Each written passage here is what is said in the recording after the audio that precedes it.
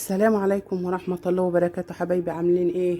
يا رب تكونوا بخير وبألف صحة وعافية. يا رب معاكم وصفات ام حبيبي، يا رب وصفات واكلات تعجبكم. النهارده هعمل لكم وصفة سحرية سحرية سحرية بجد، يعني بجد. ايه يا ام حبيبة، الوصفة وصفة ما اقولكوش، وصفة من الاخر من الاخر من الاخر. بتجيب معاكم من الاخر للتجاعيد وللبذور السوداء والحتة والايدين اللي عاملة تكون مسودة كده، تفرد الجلد وتخلي الجلد ناعم زي بشرة الأطفال بتاع الوش.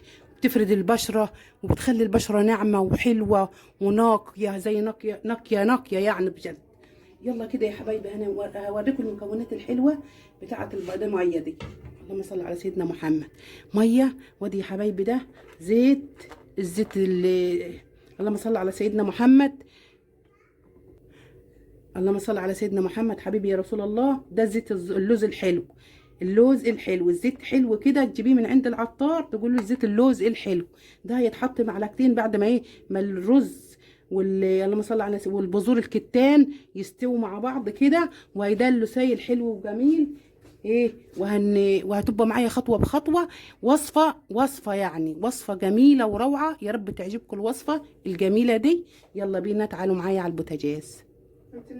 يلا كده نحط كده الطاسه الحلوه الجميله دي، ننزل عليها كده بالميه. بسم الله ما شاء الله. وننزل عليها بالرز وبذر الكتان. اها، بذر الكتان مع الرز. اها، ايه رايكم؟ هنسيبهم كده حوالي عبال على زي ما يجي يطلعوا النشا اللي فيهم. الرز مع طبعا بذر الكتان ده بيطلع سايل زي الكريم، وطبعا الرز هيبقى زي الكريم. هناخدهم وبعد ما يبردوا هنروح ضاربينهم على الخلاط، ونحط عليهم النكهه بتاعه الزيت اللوز الحلو. انا هوريكم الطريقه العسل السكر دي، ويا رب تعجبكم. ما تنسونيش في اللايك والاشتراك، واللي ما اشتركش عند وصفات ام حبيبه يشترك فضلا وليس امرا. حبايبي الغاليين، ربنا يديمكم نعمه في حياتي يا رب. خليكم معايا وهتروحوا في حته وصفه ما اقولكوش، روعه الجمال. بس اهم حاجه تخلي بالكم من الوصفه اللي على البوتاجاز، عشان لو طولت معاكم او نسيتوها وكده هتحرق معاكم، عشان ده فيها رز وهيبقى في نشا كده نازل من الرز ونازل من السائل بتاع البذر الكتان زي الكريمه. كريمي. يلا كده خليكم معايا وتروحوا في حته تانية ما تغير المحطه. واخدين بالكم؟ بصوا بيغلي ايه، بصوا، وينزل السائل اللي فيه. بصوا على زي الرز ما يستوي فيه. طبعا اللي بذر الكتان هيدل السائل اللي فيه كله. وصفه روعه ومجرباها على تجربه يا حبايبي. اعملوها كده بطريقتي والله هتطلع معاكم مية مية كده. وحطينا كوبايه ميه واحده على معلقه بذر الكتان، معلقه كبيره بتاعت الرز دي، ومعلقه معلقه رز ومعلقه بذر الكتان. وطبعا هنحط معلقه زيت اللوز الحلو. لو ما عندكش زيت اللوز الحلو حطوا زيت السمسم. زيت السمسم برضو ولا يعلى عليه. بسم الله ما شاء الله. طريقة ووصفة روعة الجمال. يا رب تعجبكم طريقتي ووصفتي الحلوة دي الجميلة. بص القوام بتاعها. بصوا بسم الله ما شاء الله. شايفين؟ احنا هنوطي عليه ونسيبه عشان الرز يستوي براحته، ما يلدحش من تحت ولا يشيط. هنوطي عليها كده ونسيبها حبه. ما تستعجلوش عليها عشان تطيب براحتها والرز يطيب براحته. طبعا انت تضربيه على الخلاط ويبقى حلو كده، وتجيبي حته كده بيضه، فوطه بيضه، وتروحي مصفياه وعلى وشكوا وتحط عليه زيت اللوز الحلو، وتدهن ايديك يا حبيبه قلبي. وشك هيبقى وشك ما شاء الله. وصفه ولا يعلى عليها وصفه. انا بحب اعملها على طول الوصفه دي. قلت والله لا اعملها مع حبايب قلبي ما تغلاش عليهم، لا اعملها معاهم. خلاص الرز خلاص قرب يطيب. انا مطيه على البوتاجاز عشان الرز يطيب براحته، عشان ما نستعجلش عليه، عشان ما يلدحش من تحت. بصوا كريمه كيف، شايفين الكريمه اللي طالعه دي؟ دي كريمه على حق ربنا، كريمه ما شاء الله. شايفين؟ انا حبيت كل ما تغلي غلوه حلوه كده اهي هنبقى مع بعض كده على طول. على فكره بذر الكتان ده حلو، فيه كريمه حلوه، جيلي زي الجيلي كده، ما يبقى زي الجيلي، يبقى تخين وحلو. لما تسيبيك على فكره، لما كمان تغلوه وتسيبوه في كوبايه، تصفوه وتسيبوه في كوبايه، اما يبقى الجيلي بتاعه زي الجيلي كده وتخين، تحطيه على ديكي كده بيطر البشره وبيرطبها. كمان الرز هيرطب البشره، والرز اهم حاجه برضو بيشد البشره وبيشد التجاعيد وبيشيل البذور السوداء وبينور الوش كده وبيخلي وشك زي بشرة الأطفال وجميل ما شاء الله. اللهم صل وسلم وبارك على سيدنا محمد. وصفة جميلة ورائعة، يا رب تعجبكم طريقتي يا رب، وصفاتي وأكلاتي. أنا القناة دي بعمل فيها أكلات ووصفات، وإن شاء الله كده أعمل لكم فيها روتينات مع بعض كده إن شاء الله. شايفين بسم الله ما شاء الله. احنا كده هنطفي عليهم شويه ونسيبهم حبه كده، لما يبردوا نروح نضربهم على الخلاط. يلا اوعى تغيروا المحطه يا حبايب قلبي ووصفات ام حبيبه. اهم يا حبايبي بردوا، نروح نضربهم على الخلاط وهنرجع مع بعض نشوف هنعمل ايه. واخدين بالكم الضرب كيف؟ بصوا السائل اللي فيه. يلا كده نجيب فوطه حلوه كده جميله ما شاء الله بيضه، تكون عندك اهم حاجه تكون فوطه بيضه كده زي دي كده مزحفره كده، ونعمل كده نحطها على طبق جزاز وننزل كده ايه بالسائل اللي انت عاملاه، بالخليط الوصفه اللي انت عاملاها الحلوه الجميله دي. بسم الله ما شاء الله، اللهم صل وسلم وبارك. شايفين؟ بصوا نزل غصب كيف، بصوا نزل كيف ما شاء الله. سوري يا حبايبي على الصوت، لازم ننزله بايه بالمعلقه دي عشان هو تخين قوي قوي. واخدين بالكم؟ بسم الله ما شاء الله. سلمى خضتيني بسرعه على التليفون واتحرك يا حبايبي. برضو نشيل برضو الوصفه الحلوه دي. يلا ننزل كده بالخلاط هنا كده يا حبايبي، حطيناهم في الفوطه البيضه الحلوه الجميله دي. بسم الله ما شاء الله، وهنحصر فيهم كده. بصوا هيدلل السائل كل اللي فيهم شايفين؟ بسم الله ما شاء الله. شايفين؟ بصوا الجمال. ايه رايكم؟ حته فوطه بيضه، اهم حاجه تكون نظيفه الفوطه عشان طبعا هتحط على البشره. معلش سوري ايدي اتلبشت فخرت بعيد. شايفين؟ لازم ايه تدوسي فيها كده هتخر كل السائل اللي فيها. رجعت لكم يا حبايبي. هنعمل ايه مع بعض؟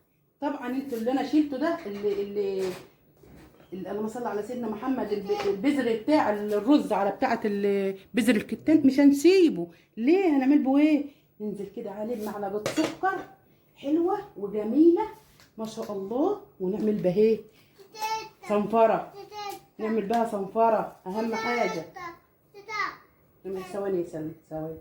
بصوا يا حبايبي بذر الكتان اللي فاضل بتبقى كان الرز، ننزل كده بالمعلقه السكر الحلوه الجميله دي، ونعمل ايه كده شايفين؟ ننزل كده نحط عليها ونعمل بها ايه؟ صنفره على حبه ليمون، عصره ليمون كده عليها، وهتبقى البذر الكتان معاكي تحفه تحفه تحفه تحفه. يا رب تعجبكم طريقتي. هنجيب عصره ليمون بس يا سلمى بس حط السكر ده.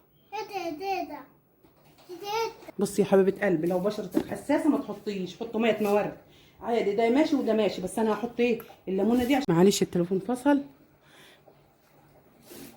فلو عندك حتت حساسه ما تحطيش الليمون، حطوا ميه المورد برضو ده ينفع، او خل يعني ده الموجود عندك. بص نحصر الليمونه كده عليها. ولو عندك مناطق السوداء، حتت سوداء في مؤاخذه حتت حساسه، احصر عليها ليمون او حطي خل، او حطي كمان معاكي يعني كل الاتجاهات. حطي يا تحطي خل يا ميه مورد، يا تحطي ايه حبيبه قلبي، يا تحطي اللهم صل على سيدنا محمد. حطي كمان تاني، ايه رايكم تحطي خل ابيض، تحطي ملح ليمون، حبه ملح الليمون تحفه تحفه تحفه تحفه ما اقولكوش. لو بس اهم حاجه ما يكونش المناطق حساسه، يعني ايه اللي تعمل حساسيه يعني. نعمل ايه كده شايفين؟ دي تروحي عامله لها صنفره لوشك بالسكر وعصره الليمون والخليط الحلو الجميل ده. يا رب يعجبكم. بصوا الجمال والحلاوه، خليط عسل عسل عسل. اها شايفين؟ بسم الله ما شاء الله. اعملي كده بصنفره لوشك، هيطلع البذور اللي لو فيها قشر وشك، يعمل لك اللي يشيل لك القشر اللي في وشك كله، ويعمل يعني يبيض البشره برضه، ويشيل لو في قشره ميته في وشك كده يشيلها، او في ايديكي برضه حلو برضه. انا هوريكم برضه في ايديا. بصي بصي يا حبيبه قلبي، تعملي له كده. السكر هو بتاع اهم حاجه، السكر اساس الصنفره. السكر ده اساس الصنفره في الوش. هتعملي كده وتضحكي كده وتسيبي شويه يشرب من وشك شويه. طبعا لو وشك مش حساس، يعني قصدي لو وشك مش حساس، انا جبت لك كل المفيد. هتحط ميه ورد، يا ملح ليمون، يا ايه يا حبيبه قلبي، يا ليمون، يا حبه خل كده. بصي يا حبيبه قلبي، ما شاء الله تبارك الله، اللهم صل وبارك على سيدنا محمد. تجيبي حبه مناديل او بطنه عندك الموجود عندك، وتروحي مسحبه بايدك كده، تسيبيه شويه يشد معاكي، يشد الوش ويشد البشره، وجميل ورائع ما شاء الله. يلا تعالوا احنا خلصنا ايه الخليط اللي التفل بتاع بذر الكتان والرز. ننزل نيجي على الخليط الحلو الجميل اللي بيشد التجاعيد ويشد البشره ويخلي البشره زي بشره الاطفال. يلا معايا هنعمل ايه يا حبايبي؟ بس انا هسيب الخليط على فكره هيبس على ايدي ده، عشان بصوا جميل جميل جميل ما اقولكوش. عشان هعمله برضو على وشي، هحطه على وشي برضو قبل ما اعمل ده، بس تمسح وشك بميه موارد. يلا كده يا حبيبه قلبي، نمسح بس المعلقه دي من التفل بتاعت شايفين الخليط؟ معلش سوري التليفون اتحرك. بصوا الخليط جميل كيف، ما شاء الله. شايفين بصوا زي كريمي كريمي كريمي. شايفين؟ ننزل كده عليه يا حبيبه قلبي، ننزل عليه بمعلقتين، او انتوا ومقدرتك، انت زي ما انت عارفه عايزه حطي. بس هغسل ايديا كده عشان ايديا ملبكه. كده شايفين احنا عملنا التفل بتاعت اللهم صل على سيدنا محمد، بتاعت بذر الكتان والرز. شايفين؟ ده تعمليه بوصفه برضو، ده وصفه، ادي دي وصفه وادي دي وصفه. شايفين؟ كريمي كريمي كريمي. يلا نحط بس زيت اللوز الحلو الجميل ده. ايه رايكم؟ بصوا الجمال، حبه زيت حلوه. عارفين دي هتشد البشره معاكم وتخلي البشره جميله وروعه ما شاء الله. اللهم صل على سيدنا محمد حبيبي يا رسول الله. بصوا الزيت، الزيت ده اهم حاجه. لو عندك لو افضل السمسم كمان، زيت السمسم حلو وجميل قوي. زيت السمسم روعه.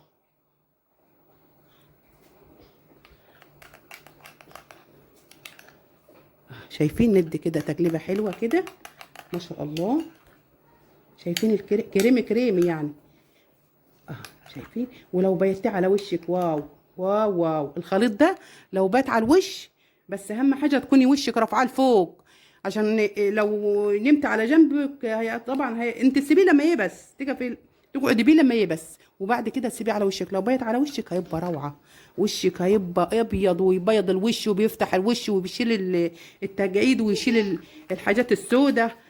احنا حطينا له الزيت وايه، ونعبيه كده في البطرمان ونستخدمه. هو اخره اسبوع، تحطيه في التلاجة، بس اهم حاجه تحطيه في التلاجة اسبوع واحد فقط لا غير. وبعد كده ايه، تعملي منه مرتين في اليوم. هو طبعا دول يعني مش كتار يعني قوي. طبعا انت هتعمل ايديك ووشك والحتت الحساسه، هتخلي بشرتك عسل عسل عسل عسل. لو انت بشرتك حساسه ما تحطوهوش يا حبيبه قلبي. يلا كده ننزل على ايه، نحطه في البطرمان. شايفين؟ خليط جميل ورائع ما شاء الله. اللهم صل على سيدنا محمد حبيبي يا رسول الله. وانا طبعا هستعمل منه دلوقتي، وهعمل برضو من التفل بتاعت ايه، بتاع بذر الكتان اللي فضل ده، نستعمل منه. شايفين؟ واخدين بالكم؟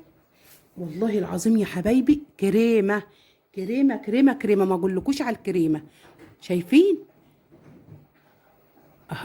يلا كده ناخد حته حلوه كده وجميله على ضفارين على صوابعنا، وننزل بقى كده على بصوا بصوا.